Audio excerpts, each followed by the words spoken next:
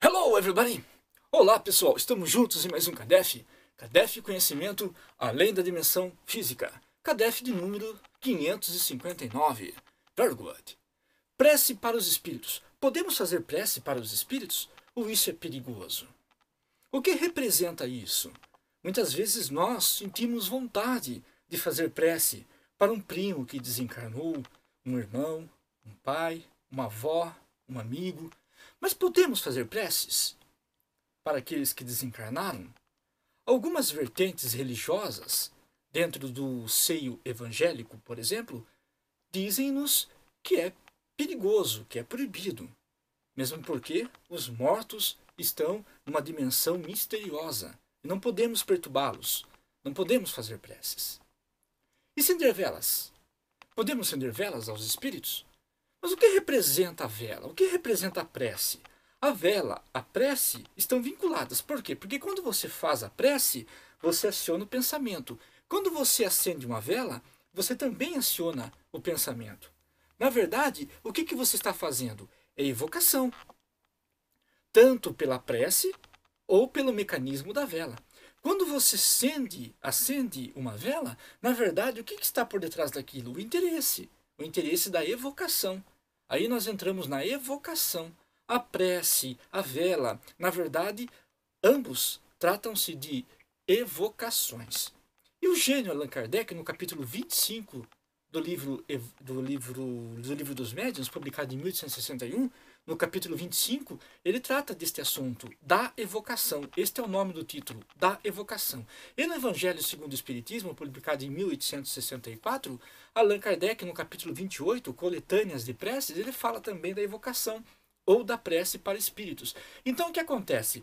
Há a desencarnação, a pessoa morre, a pessoa abandona a realidade física e vai viver uma outra dimensão, que é conhecida como dimensão espiritual, ou plano astral, plano espiritual, colônia, umbral, erraticidade, tanto faz o nome.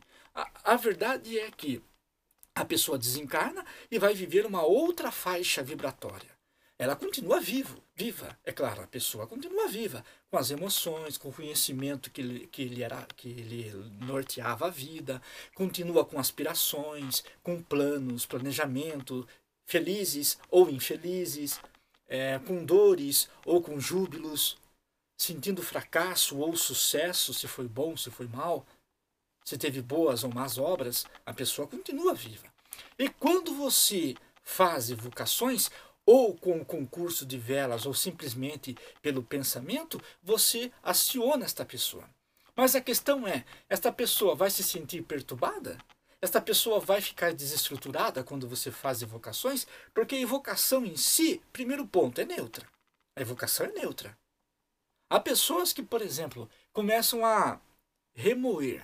Dizem isso, fico remoendo. O que quer dizer isso? Fico pensando. Estou junto de mim mesmo, estou pensando. E acreditam que estão sozinhas. Estou pensando. Acreditam que estão sozinhas, mas não estão. Estão cercadas por espíritos. E muitas vezes, aquele que desencarnou, né? Aquele episódio que aconteceu com alguém que desencarnou e você fica lembrando. Às vezes está na sua casa, perdeu o sono de madrugada e fica pensando. Aquela vez eu e fulano, Beltrano, Cicrano, não sei o que tem, já desencarnou, já morreu. E começa a lembrar de coisas desagradáveis. E sente aquele desejo, digamos, não cristão. Você já está me entendendo, né? Aquele desejo não cristão. Aí a pessoa que desencarnou, se ela estiver, por exemplo, desajustada do bem, ela vai perceber e vai se aproximar de você, claro. Mas por que está pensando em mim? O que está acontecendo? O que você quer comigo? Porque para o espírito, o pensamento é como se fosse a voz aos nossos ouvidos. O pensamento, quando é bom, é harmonioso para o espírito. Mas quando o pensamento é ruim, traz ao espírito perturbações, mas recordações, mas lembranças. Então ele vem até você. Você está fazendo o quê? Evocação. A evocação é neutra. Agora, quando a evocação é boa, meu amigo, meu primo, meu colega, meu irmão, um conhecido, alguém que você nunca viu, tanto faz, você faz a evocação boa, pensando no bem, o espírito que está lá no plano espiritual, tanto faz no umbral, na colônia, não interessa onde, ele vai captar o pensamento e vai se beneficiar do seu pensamento. Então, quando você faz orações, quando você ora ou acende vela, não precisa acender vela, porque o espírito não depende de vela. A vela, na verdade, é apenas um subterfúgio, é apenas um truque. O que entra em questão é o seu pensamento. Não é a vela, não é o incenso, não é a cor, não é o aroma, não é nada que vai atrair ou repelir um espírito. O que atrai ou repele um espírito é o pensamento, é a emoção, é o desejo.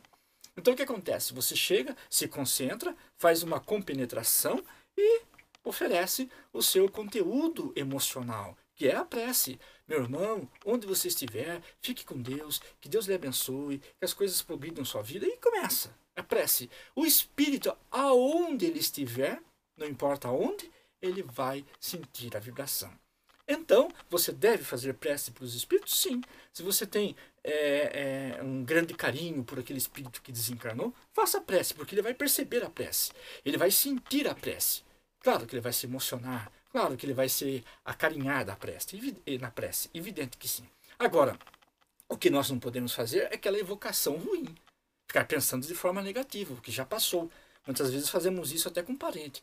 Fica lembrando de episódios, ou o pai que desencarnou, de repente você é a mãe, ou o pai que desencarnou, você lembra um episódio desagradável, ou o marido que desencarnou, às vezes você lembra o quanto ele fazia para você algumas coisas, e você começa a pensar nisso e entra naquele círculo. Se ele estiver numa colônia, ele vai ficar triste com o seu pensamento. Não que ele vai sair da colônia, vai perturbar você, estou aqui para obsediá-lo. Claro que não, né? Ele não vai fazer isso. Mas acontece que ele fica triste. Aí quando você pensa de forma negativa, toda aquela emoção fica carregada do negativismo e alcança a pessoa. E a pessoa, claro, vai ficar triste. A pessoa vai ficar incomodada. E se a pessoa já estiver no umbral, ela vai ficar pior ainda.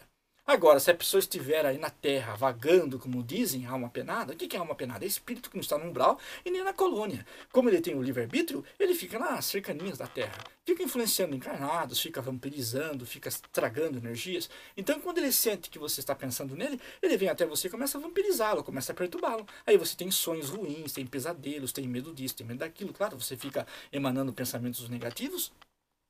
Podemos fazer isso. Temos que ter muito cuidado. Agora, se você gosta de acender vela, pode acender vela? Pode, mas não é necessário.